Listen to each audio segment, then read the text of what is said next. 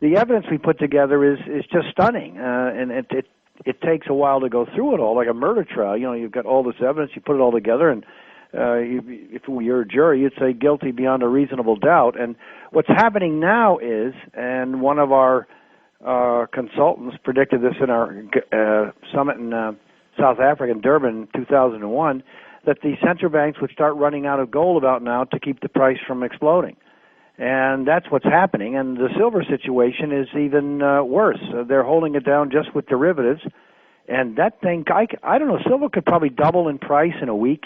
I know that sounds bizarre, but after the meltdown we had on Thursday of the stock market, I think people now realize anything can happen in markets, and it's going to be a very exciting time if you're long gold and silver. We can make fortunes. I'll tell you, I think there are fortunes, I guess I should say, to be made. I think in addition to that, though, when you talk gold and silver, Murph, I think you also got to talk about the companies. I mean, the companies involved in the industry, whether they're exploration companies or whether they are, whatever. I think they're all going to do very well for the foreseeable future. Yes, and actually, the shares, a lot of the shares haven't done anything in like half a decade. It's bizarre. There's just no interest in general in the gold and silver shares, the smaller ones, exploration companies, some of them as juniors, and they're just going to go nuts, if I'm correct anyway, as gold and silver become the go-to investments, which right now aren't even on the radar screen of gold and silver people, much less the general public.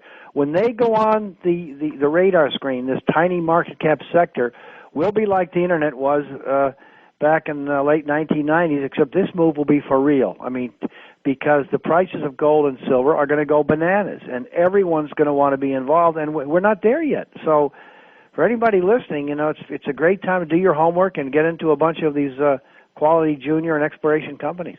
Well, here's an interesting comment, Bill, on that. As I read in your missive yesterday, it is gold was defined. Gold and silver were defined on MSNBC yesterday. Correct me if I'm wrong. CNBC, yeah. CNBC, sorry, as the currency of last resort.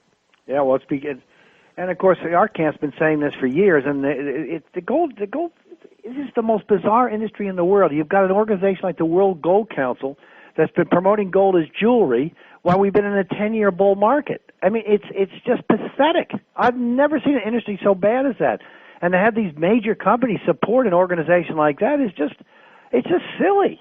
Gold is money, and people are realizing now that you want to have some because everything else could default, including foreign debt, our stock market. It's going to be the place to be. And what most people don't know is that there's not that much around anymore, and that's why the prices of both are going to go way, way up. I would have to agree with you 100%. Comment, if you would, Bill, on the action in the markets this past week. I mean, Gold yesterday on Friday closed up over $1,200, $1,210 on the ask side. As you mentioned, silver was up meaningfully. It was up 73 cents, $18.40. What do you think about all of that? Well, there's a couple of things. One, for the gold to divorce from the stock market action and liquidation concerns was just because the gold cartel's losing control was just the way it should be. That was great. And then we actually finally broke the 2% rule, in which the gold cartel only allows gold to go up 2% at a time. It was 7 times this year already, and it broke that, which means that the bad guys, the gold cartel, is losing control. And specifically, I would like to cite J.P. Morgan Chase. They are crooks when it comes to trading in the silver market. They're about to get their butts handed to them. There's a Justice Department operation going on right now to expose what they've been doing in silver.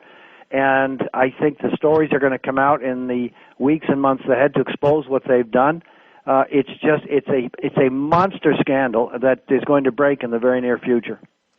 I think that scandal, Bill, is it really has already broken. I think that hasn't broken to the extent that it's that it's going to actually totally explode here. Well, the general public, there was an article a few weeks ago in the New York Post, but the general public isn't aware of it. Even just Joe Kernan of CNBC was always bashing gold. He's been wrong for a decade in silver.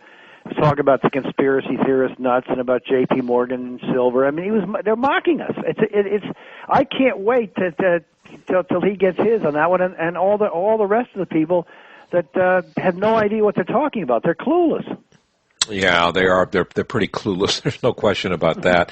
You know, I made a comment on another show that I do on the Business Talk Radio Network when I was talking to a fellow by the name of Lou Rockwell. By the way, very, very interesting guy, head of the Ludwig von Mises Institute. But you know, really, really bright man, very bright man. And I said, Lou, got a question for you. Do you think this represents economically the beginning of the end? And he said, you know, that's a really good possibility. What does Bill Murphy think?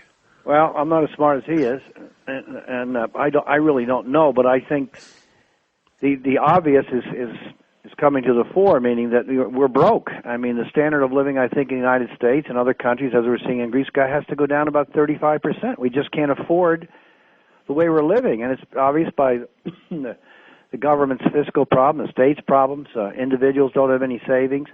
I got a little reprieve here as they, prop the market up, and then that's starting to fall apart. And I think it's going to get bleak. I wish it weren't the case, but the politicians in this country just don't have the will to do anything to correct any problems. It's all window dressing and what the chicken's coming home to roost, as they say, or something like that. Well, it's definitely the chicken's coming home to roost. I got to tell you, my friend, I've only said this about 1 million times, and I'm going to say it again, and that is, people can think what they want about our president. People can think what they want about Dr. Bernanke. People can like him. They can hate him. That isn't the issue. The issue is, the indisputable fact is these guys, not just those guys, but a lot of the guys up there in government are very, very bright people. Why would people who are as experienced in the financial world and as bright as they are not realize just how bad things are? I don't know. All I can say is it's like the Robert Rubin philosophy of push things forward 6 months and just hope things work out for the best. Nothing's getting done, and I think what happened on Thursday into the Dow and the stock market is a precursor of what's going to happen more often than not in over the next year or two. Okay, there you have it. Bill Murphy, chairman of GATA, proven right to many people's chagrin. Big Al's going to be right back.